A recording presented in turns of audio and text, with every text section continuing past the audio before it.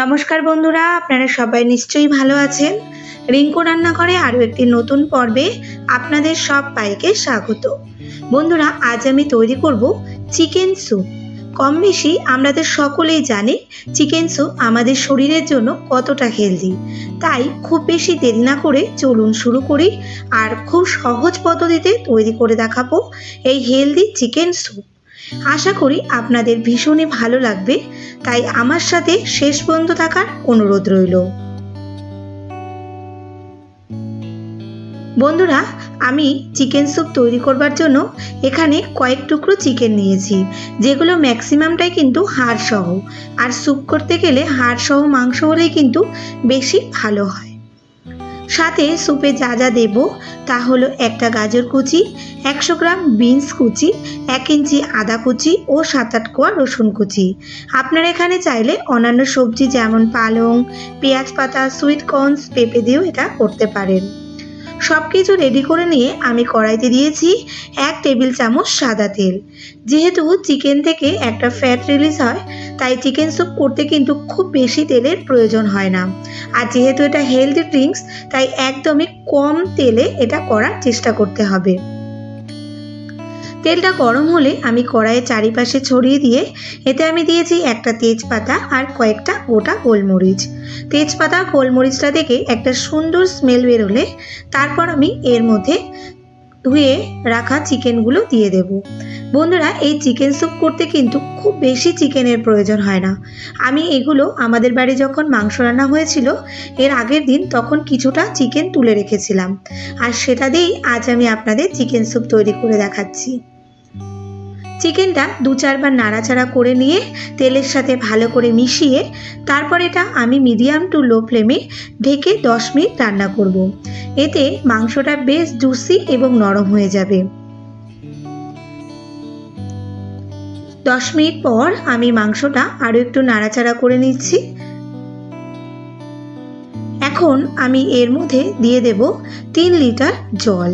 জলটা একটু বেশি দিতে হবে, কারণ এটা ফুটে অনেকটাই কিন্তু কমে আসবে। জলটা দিয়ে আমি এটা ঢেকে মিডিয়াম ফ্লেমে ফুটিয়ে নেব 15 মিনিট। 15 মিনিট পর ঢাকনাটা তুলে আবারও একটু নাড়াচাড়া করে নেব। আর এই সময় মাংসটা কিন্তু অলরেডি সেদ্ধ হয়ে গেছে। এখন আমি এটা নামিয়ে নেব এবং স্যুপ থেকে মাংসটা আলাদা করে নেব। বন্ধুরা, কেমন লাগছে আমার আজকের এই রেসিপি কমেন্ট করে কিন্তু অবশ্যই জানাবেন।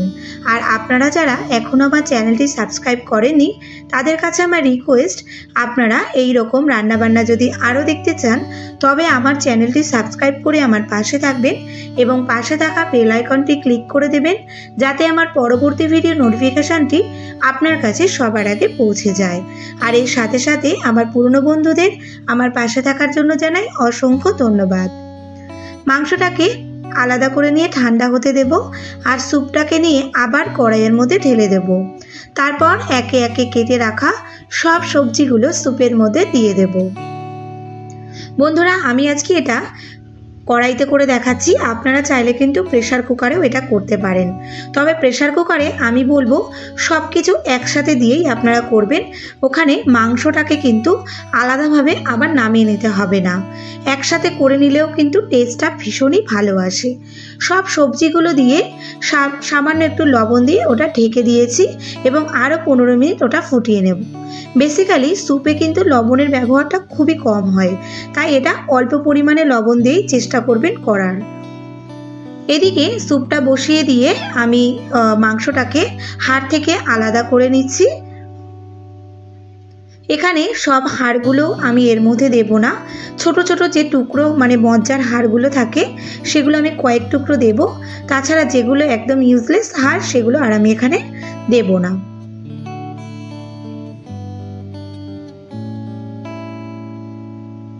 বন্ধুরা, এটা আমি বারে বারেই বলবো, এই চিকেন স্যুপ কিন্তু আমাদের শরীরের জন্য ভীষণই হেলদি। শুধু বড়রা না, ছোটদেরও কিন্তু ঠিক এইভাবে চিকেন স্যুপ করে দিতে পারেন, দেখবেন তারা কতটা এনার্জেটিক থাকে। আর এটা যেহেতু প্রোটিনে ভরপুর, তাই আমাদের শরীরকে তো এনার্জেটিক রাখেই। আর আপনারা যারা মাংস খেতে একদমই চান না, আমি বলবো এইভাবে চিকেন স্যুপ করে খান, সমস্ত প্রোটিনের ঘাটতি দেখবেন শরীর থেকে দূর হয়ে যাচ্ছে। সব মাংসের টুকরোগুলো আমি ছোট ছোট করে টুকরো করে নিয়েছি। আর এদিকে 15 মিনিট পর স্যুপের মধ্যে আমি ওই মাংসগুলো দিয়ে দিচ্ছি। মাংসগুলো দিয়ে আবার একটু নাড়াচাড়া করে এটা ঢেকে ফুটে ওঠা পর্যন্ত অপেক্ষা করব। খুব ভালোভাবে দেখুন মাংসটা দিয়ে দেওয়ার পরে ফুটে উঠেছে। এখন আমি এর মধ্যে দিয়ে দেব একটা ডিম। ডিমটা আমি খুব ভালোভাবে ফেটিয়ে নিয়েছি, তবেই কিন্তু স্যুপের মধ্যে দিলে এটা বেশ ভালো হবে।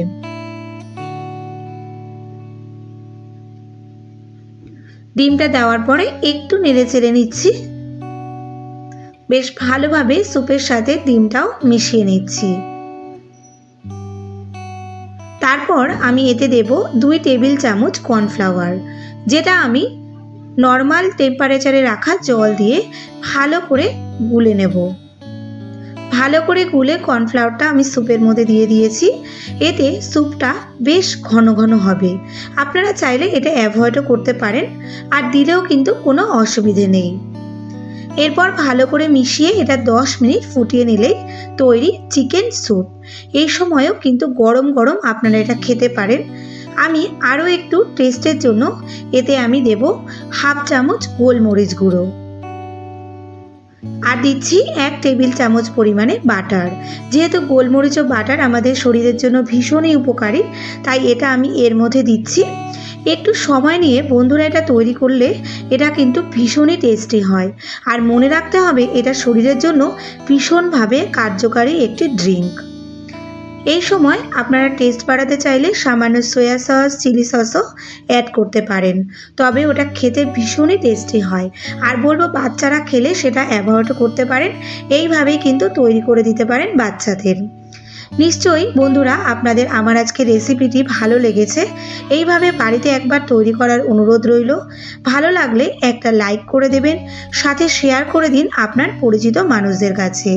আমি স্যুপের উপর সাজানোর জন্য সামান্য একটু ধনেপাতা ও চিলি ফ্লেক্স দিয়ে এটা পরিবেশন করব। এখন তাহলে আসি বন্ধুরা, আপনারা সবাই ভালো থাকবেন, সুস্থ থাকবেন।